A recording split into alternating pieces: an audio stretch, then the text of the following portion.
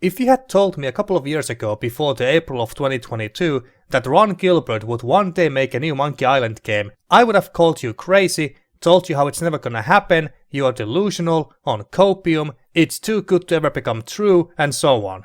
I was certain we would never see another Monkey Island adventure from the original creators of the first two beloved games.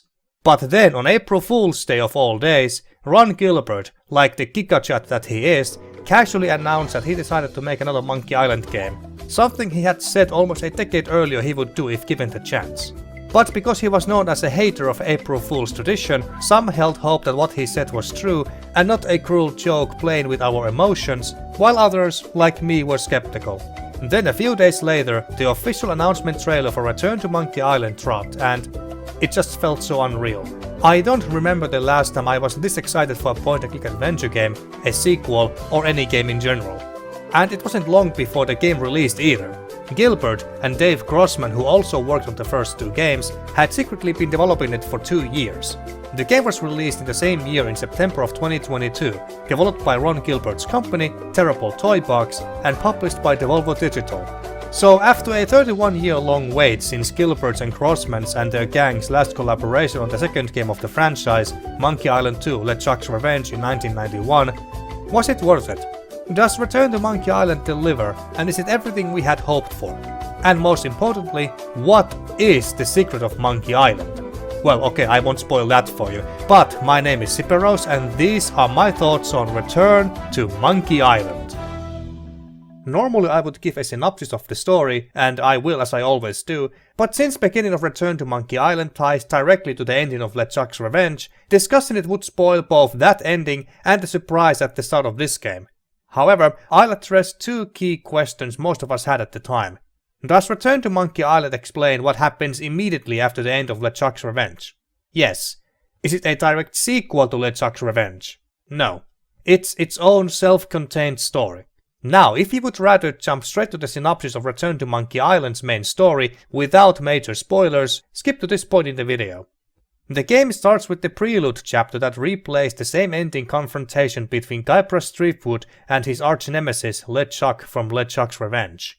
They are soon discovered by an employee of the Big Whoop amusement park and, suddenly as children, are escorted outside, where they reunite with two adults who seem to be their parents and are scolded by them. But Return to Monkey Island does a significant retcon here. Not only it turns out that the kids were just playing out the story of the second game, LeChuck's eyes don't glow menacingly as they leave, and the two adults aren't their real parents. Just strangers the kids decided to prank, just for the fun of it. The biggest twist, however, is that the two boys aren't actually Guybrush and LeChuck at all, and one of them, the blonde boy, turns out to be Guybrush Threepwood's son. Once you get to the real middle-aged Guybrush sitting on a bench waiting for his son, he starts narrating the actual story of Return to Monkey Island. So yes, the game does explain what happens immediately after LeChuck's Revenge, but it does so with a major retcon. And as mentioned earlier, Return to Monkey Island is a self-contained story, meaning it doesn't explain what happened between LeChuck's Revenge and the third game, The Curse of Monkey Island. That gap remains an unresolved mystery, so if you came to this game expecting to get answers to that, you'll be sorely disappointed. Return to Monkey Island starts with a powerful sense of nostalgia and for me a personally emotional moment. We are greeted by the familiar nighttime vista of Melee Island and the iconic intro song from the first game in 1990. And just like in the first game, Guybrush begins his new pirate journey at the lookout point and proceeds to the Scum Bar, hoping to convince the local pirate leaders to finance his expedition with a ship and crew to uncover the legendary secret of Monkey Island. Unfortunately for him, the old pirate leaders have been replaced by younger, hipper, and seemingly more competent, but decidedly hostile pirates, led by the infamous Captain Madison. They laugh in Guybrush's face and reject his proposal outright. To make matters worse, his eternal rival in piracy and love, the zombie pirate LeChuck, has the same goal and is already preparing to set sail for Monkey Island, gathering supplies at the port. With no other options, Guybrush must infiltrate LeChuck's ship by disguising himself and joining the crew. Meanwhile, Captain Madison and her gang, despite their earlier dismissal of Guybrush, also set out for Monkey Island as a third party to try and snatch the secret for themselves. The game doesn't take place only on Melee and Monkey Island either. Later in the game, to unlock the secret, Guybrush must track down 5 golden keys, scattered across the Caribbean. He sails from island to island, much like he did in LeChuck's Revenge, meeting both familiar and new faces along the way. As he explores various locations, he visits places like the eerie Terror Island and the freezing cold Bermuda. It's a well-written and paced, engaging, fun, goofy, and charming pirate adventure, just like the first 2 games, that keeps you guessing where the story is going, and of course what the secret of Monkey Island will be. I also like Gilbert's and Grossmann's approach to the later installments of the series that came out after the first 2 games that they had made. Instead of ignoring or dismissing them as non-canon, they acknowledge their existence without contradicting or retconning their stories. You can even check Guybrush's scrapbook in the main menu, where he briefly recaps the events of the last 5 games. These summaries serve as nice brief reminders for those who have played them, and for those like me, for example, who haven't played Escape from Monkey Island and Tales of Monkey Island, they are vague enough to avoid spoilers. The ending of Return to Monkey Island, however, is just as confusing and meta as the controversial ending of LeChuck's Revenge and terrible Toybox's previous game, Thimbleweed Park. For some it might feel disappointing or unsatisfying, some may even feel cheated by it. This time, however, Return to Monkey Island offers, to my surprise, multiple endings, 10 in total, including secret ones, or rather 2 endings with different outcomes, depending how you look at it, each determined by the player's last actions at the end. To me, the ending that I, and probably most people ended up getting regardless of the variation of it, felt strangely melancholic. As if Guybrush, the game, and the very people who started this whole franchise over 3 decades ago was bidding their last farewells to players and longtime fans. But you know what they say, it's not the destination but the journey that matters, and I thoroughly enjoyed this one.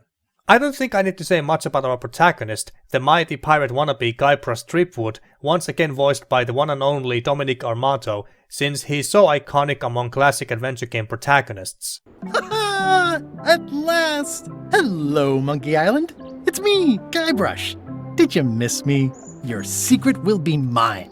10 minutes, tops. All I'm gonna say is that he's the same old hapless but witty and clever Guybrush we all know and love, and slightly more competent and experienced as a pirate this time around after his 5 previous swashbuckling adventures. Hey, you're laying a comeback on my comeback?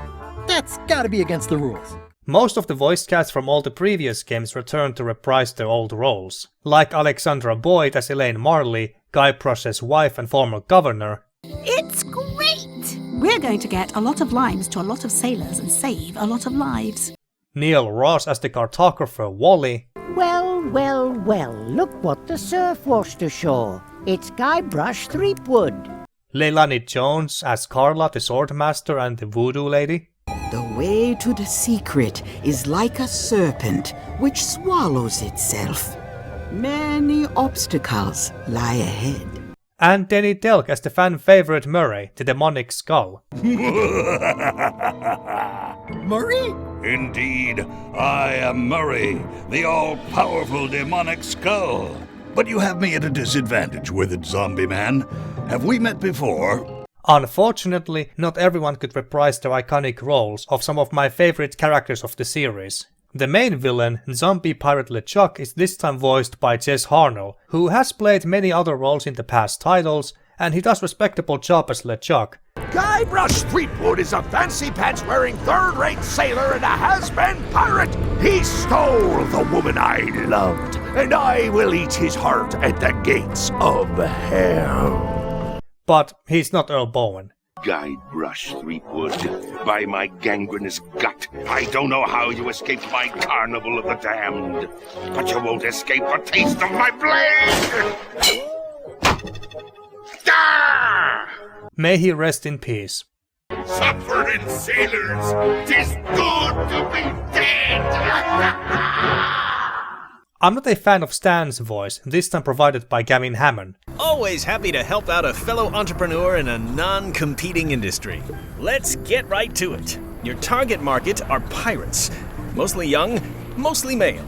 Plagued with adrenaline issues and itchy trigger fingers. They don't care about their lives, they care about image. Stan just doesn't come across as a convincing and charismatic salesman like he did in The Curse of Monkey Island. Phew, I'm glad to be finally out of that thing. Even though it was a spacious, comfortable model with plenty of leg and headroom.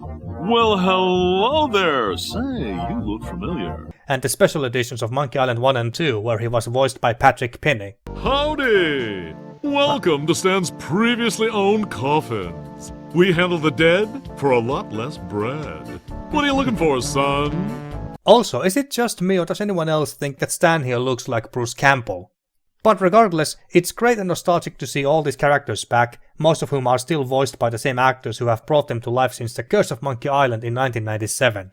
Return to Monkey Island also introduces its own share of new characters, like Captain Madison and her gang, who work as the secondary villains of the game that keeps the plot interesting.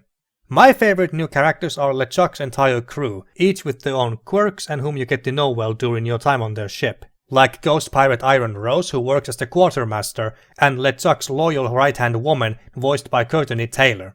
You look like a guy without many options. You want a job? Short of swabby. LeChuck's an equal opportunity employer. Even humans are mostly tolerated. Putra, the sassy zombie cook who makes delightfully grotesque dishes and wants to be promoted from cook to chef, voiced by Melissa Medina. It's hard to tell if those are for cooking or combat. It's cute that you think there's a difference. So, Putra. Chef? Putra? Please call me Chef. Everybody does. You do? No, never. But they should. And Flamby, a fiery demon who likes to do as much nothing as possible, voiced by Jim Peary. Scorched Alaska, sweet poisonous shades of my shady and poisonous childhood. In fact, LeChuck's ship, Le Ship, and interacting with the inhuman crew while disguised as a zombie was my favorite part of the entire game. The chosen art style for Return to Monkey Island initially sparked fan backlash, with many fans expressing disappointment at the new, more stylized, abstract, and even bold art direction. You look different somehow. New art style? How nice of you to notice. Some fans had expected a return to the classic pixel art style and criticized the new look as being too much of a departure from the original aesthetic of the earlier games.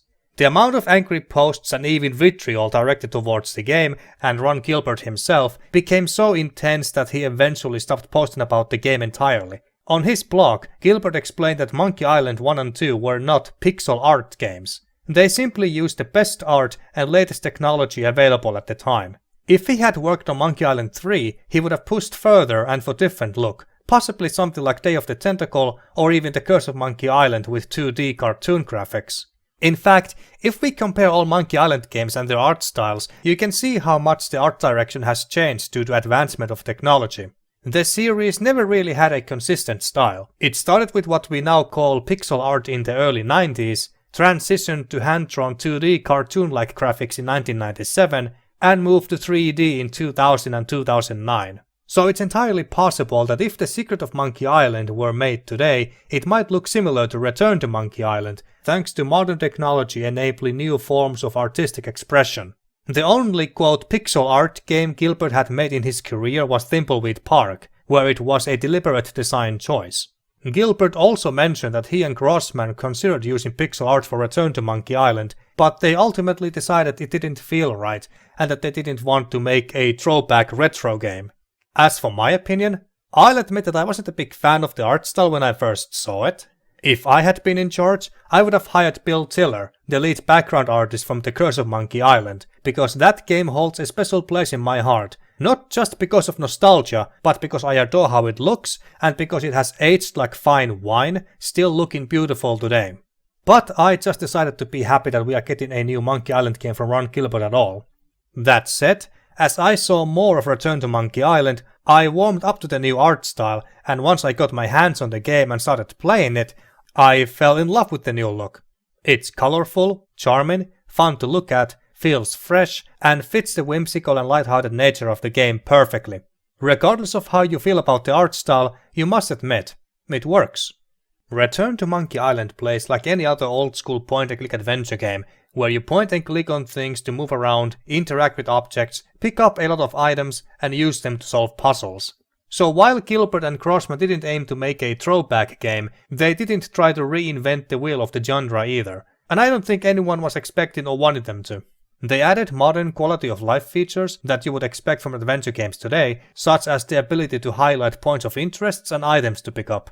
A subtle yet helpful feature in this game is how it indicates whether items can be combined by simply hovering one over the others. If you are stuck and feel like trying to combine everything, you don't have to click on each item individually only to hear Guybrush say it can't be done and get frustrated by it. The to-do list is another helpful feature, reminding you of your goals, tracking your progress, and listing tasks you still need to complete. The game isn't particularly difficult, even on hard mode.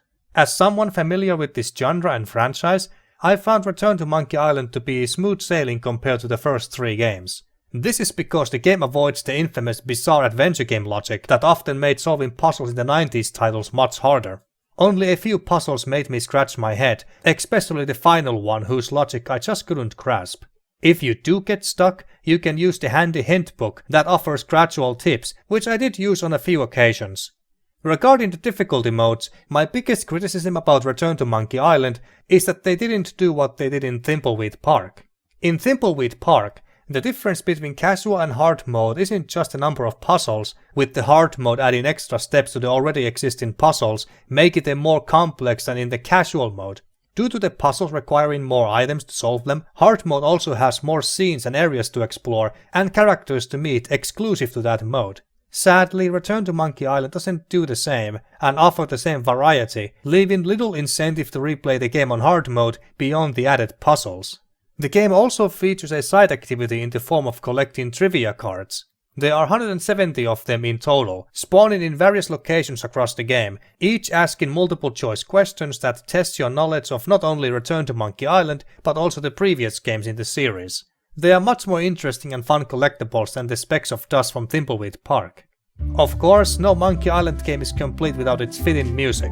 Michael Land, along with Peter McConnell and Clint Bajakian, returned to compose the soundtrack for this installment. Land has composed the music for every Monkey Island game, while McConnell and Bajakian have contributed to most titles in the franchise, so the music should sound instantly familiar to any fan. The Caribbean-inspired score, mostly subtle but always delightful, creates a cozy and pleasant atmosphere that perfectly complements the goofy nature of the pirate adventure. The intro song in particular always hits hard in a satisfying and nostalgic way. Return to Monkey Island is more than a worthy successor to the now decades-old beloved franchise, delivering a fresh yet familiar experience that manages to capture the spirit of the original games while still charting its own course and embracing modern design elements. It's a charming, well-crafted adventure that successfully recaptures the magic of the 90s games and the special editions, not only because the original creators, Ron Gilbert and Dave Grossmann, designed it, but also because many of the great talents, the voice actors like Dominic Armato and music composers, returned to contribute to this new yet nostalgic feeling swashbuckling adventure. The puzzles are engaging and well designed, though easier than in previous entries. Despite some polarizing aspects, like the more stylized and bold new art style that ultimately fits the game's whimsical tone, and the meta-ambiguous ending that won't satisfy everyone, the return to the world of Monkey Island with Guybrush Threepwood is one filled with memorable moments, lovable characters, a soundtrack that hits all the right notes, and a sense of closure, while still leaving plenty of mystery to ponder. What really touched me was what felt like a farewell letter from Gilbert and Grossmann, written about a month before the development started, as a time capsule message to their future selves, which you can read yourself after finishing the game. I'm not gonna read the entire thing, but what I want to leave this my thoughts on video with is the last paragraph of the letter. Guybrush, like us, is older now, and he's had a long and reasonably successful career, but he is mostly associated with something that happened a long time ago, and that feels unfinished to him. The game is a goofy pirate adventure, the same as always, but also it's a story about trying to recapture the past, with all its alleged youthful strength and glory. Guybrush will both succeed and fail at this. He will sort of get what he wants, but it won't be what he expected. I predict the same for us. And there you go, folks. Those were my thoughts on Return to Monkey Island. What are your thoughts on the game? Let me know in the comments, and thanks for watching.